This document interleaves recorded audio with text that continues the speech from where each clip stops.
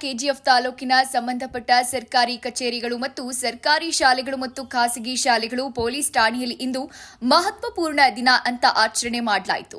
ಈ ದಿನ ಏನೆಂದ್ರೆ 78ನೇ ಸ್ವಾತಂತ್ರ್ಯೋತ್ಸವ ದಿನಾಚರಣೆಯನ್ನ ಬಹಳ ಅದ್ದೂರಿ ಮತ್ತು ವಿಜೃಂಭಣೆಯಿಂದ ಆಚರಣೆ ಮಾಡಲಾಯಿತು. ಆದರೆ ಈ ದಿನ ವಿಶೇಷವಾಗಿ ಉರಿಗಂಪೇಟೆ ಪ್ರಾಥಮಿಕ ಪಾಠಶಾಲೆಯಿಂದ ಪೆದ್ದಪಲ್ಲಿ ಪ್ರಾಥಮಿಕ ಪಾಠಶಾಲೆ ಮತ್ತು ಖಾಸಗಿ ಶಾಲೆ ಅಕ್ಷತಾ ಇಂಟರ್ನ್ಯಾಷನಲ್ ಸ್ಕೂಲ್ ವಿದ್ಯಾರ್ಥಿಗಳು ಎಲ್ಲ ಸೇರಿ ನೃತ್ಯ, ನಾಟಕ, ಭಾಷಣ, ಸಾಂಸ್ಕೃತಿಕ ಕಾರ್ಯಕ್ರಮಗಳನ್ನು ನಡೆಸಿಕೊಟ್ರು. ಹಾಗೂ ಘಟ್ಟ ಕಾಮದನಹಳ್ಳಿ ಗ್ರಾಮ ಪಂಚಾಯಿತಿಯ ಅಧ್ಯಕ್ಷರಾದ ಸವಿತಾ ಪ್ರಸನ್ನಕುಮಾರ್ ಮತ್ತು ಟಿ ಗೊಲ್ಲಹಳ್ಳಿ ಗ್ರಾಮ ಪಂಚಾಯಿತಿ ಅಧ್ಯಕ್ಷರಾದ ಮಂಜುನಾಥ್ ಎಲ್ಲರೂ ಸೇರಿ ಏಕತೆಯಿಂದ, ಶ್ರದ್ಧಾ ಮತ್ತು ನಿಷ್ಠೆಯಿಂದ ಧ್ವಜಾರೋಹಣವನ್ನ ನೆರವೇರಿಸಿ ಜೊತೆಗೆ ಕಾರ್ಯಕ್ರಮವನ್ನು ಯಶಸ್ವಿಗೊಳಿಸಿದ್ರು. ಈ ಕಾರ್ಯಕ್ರಮಕ್ಕೆ ಪಂಚಾಯಿತಿಯ ಸದಸ್ಯರುಗಳು, ಉಪಾಧ್ಯಕ್ಷರುಗಳು ಎಲ್ಲರೂ ಭಾಗವಹಿಸಿ ಯಶಸ್ವಿಗೊಳಿಸಿದ್ರು. ಆದರೆ ಸ್ವಾತಂತ್ರ್ಯ ದಿನಾಚರಣೆಗೆ ಸ್ವಾತಂತ್ರ್ಯಕ್ಕಾಗಿ ನಮ್ಮ ಕರ್ನಾಟಕದ ಕೊಡುಗೆ ಏನು ಅನ್ನೋದು ಇಂಪಾರ್ಟೆಂಟ್. ಕರ್ನಾಟಕದಲ್ಲಿ ಏನೇನು ಮಾಡಿದ್ರು ಸ್ವಾತಂತ್ರ್ಯಕ್ಕೆ, ಫಸ್ಟು ಇಡೀ ಇಂಡಿಯಾದಲ್ಲೇ ಅವರವರೇ ಜಗಳ ಆಡಬೇಕಾದ್ರೆ, ಈಗ ಮರಾಠರು, ಹೈದರಾಬಾದ್ ನಿಜಾಮ, ಕರ್ನಾಟಕದವರು ಅವರೆಲ್ಲ ಕಿತ್ತಾಡ್ಕೊಂಡು, ಮೊಘಲರು ಅವರವರೇ ಯುದ್ಧ ಮಾಡ್ಕೊಂಡು ಆಂತರಿಕವಾಗಿ ತುಂಬಾ ಕಿತ್ತಾಡೋ ಪರಿಸ್ಥಿತಿಯಲ್ಲಿ ಬ್ರಿಟಿಷರು ಬಂದರು ನಮ್ಮ ಭಾರತಕ್ಕೆ.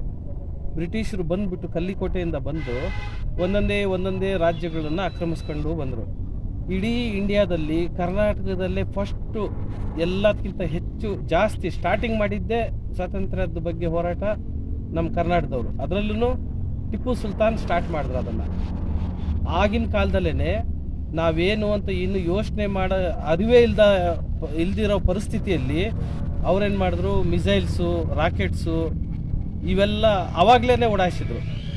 ಅವ್ರದ್ದು ಜ್ಞಾನ ಯಾವ ಲೆವೆಲ್ಗಿತ್ತು ಅಂದರೆ, ಇವರೆಲ್ಲ ಸ್ವಂತ ಇವರೇ ಕಿತ್ತಾಡೋ ಪರಿಸ್ಥಿತಿಯಲ್ಲಿ ನೆಪೋಲಿಯನ್ ಬೋನಾಪಾರ್ಟಿ ಅಂತ ವಿಶ್ವದ ದೊಡ್ಡ ಯುದ್ಧೋತ್ಸವದ ಒಬ್ಬ ಇವನಿದ್ದ ಸಮರ ಸೇನಾನಿ, ಫ್ರೆಂಚ್ ಸೇನಾನಿ.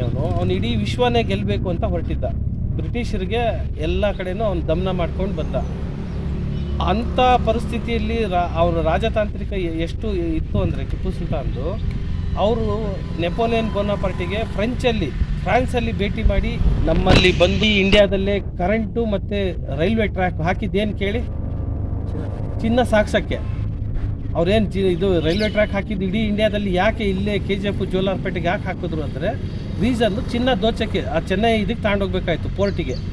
ಅವಾಗ ಪೋರ್ಟೇ ಸೌತ್ ಇಂಡಿಯಾದಲ್ಲಿ ಅದೊಂದೇ ಪೋರ್ಟು ಜೋರಾಗಿದ್ದಿದ್ದು. ಅಲ್ಲಿಗೆ ಸಾಗ್ಸೋಕ್ಕೆ ಫಸ್ಟು ಇಲ್ಲಿ ನಮಗೆ ಕರೆಂಟು ಮತ್ತು ರೈಲ್ವೆ ಟ್ರ್ಯಾಕ್ ಹಾಕಿದ್ದು. ಅದು ರೀಸನ್ ಮೇಯ್ನು. ಅದ್ರದ್ದು ಇದು ಹಿಂದೆ ಏನಂದರೆ ಚಿನ್ನ ದೋಚಬೇಕು, ಇಲ್ಲಿಂದ ಎಲ್ಲ ಇದನ್ನು ದೋಚ್ಕೊಂಡು ಅಲ್ಲಿಗೆ ತಗೊಂಡೋಗ್ಬೇಕು ಇಂಗ್ಲೆಂಡ್ಗೆ ಅಂತ. ಆ ಥರ ಪರಿಸ್ಥಿತಿ ನಿರ್ಮಾಣ ಆಗಿತ್ತು. ಕಡೆಗೆ ನಮ್ಮ ಅಂಬೇಡ್ಕರ್ ಅವರಾಗಲಿ, ನಮ್ಮ ಗಾಂಧೀಜಿಯವರಾಗಲಿ, ನೆಹರು ಅವರಾಗಲಿ ಎಲ್ಲ ಹೋರಾಟ ಮಾಡಿ, ಸುಭಾಷ್ ಚಂದ್ರ ಬೋಸ್ ಅವರಲ್ಲಿ ಎಲ್ಲ ಹೋರಾಟ ಮಾಡಿ ಕಡೆಗೆ ಅದನ್ನು ನಮ್ಮ ಸ್ವಾತಂತ್ರ್ಯ ಧರಿಸ್ಕೊಟ್ರು. ಇದಾಯಿತು, ಇದು ಸ್ವಾತಂತ್ರ್ಯ ದಿನಾಚರಣೆದು ಸಂಬಂಧ ಆಯಿತು. ಈಗಿನ ನಮ್ಮ ಆಫೀಸ್ ವಿಚಾರಕ್ಕೆ ಬಂದರೆ, ನೆಕ್ಸ್ಟ್ ದಸರಾ ಅಷ್ಟೊತ್ತಿಗೆ ನಮ್ಮ ಆಫೀಸ್ ಓಪನಿಂಗ್ ಮಾಡೋದಕ್ಕೆ ನಮ್ಮ MLA ಮೇಡಮ್ ಅವರು ಆಶ್ವಾಸನೆ ಕೊಟ್ಟಿದ್ದಾರೆ. ಅದಾದಮೇಲೆ ನೆಕ್ಸ್ಟ್ ಬರೋ ಇಂಡಿಪೆಂಡೆನ್ಸ್ ಡೇ ಮತ್ತು ಗಣರಾಜ್ಯೋತ್ಸವ, ರಿಪಬ್ಲಿಕ್ ಡೇ ಎರಡೂ ನಾವು ಹೊಸ ಆಫೀಸ್ನಲ್ಲಿ ಆಚರಣೆ ಮಾಡ್ತೀವಿ.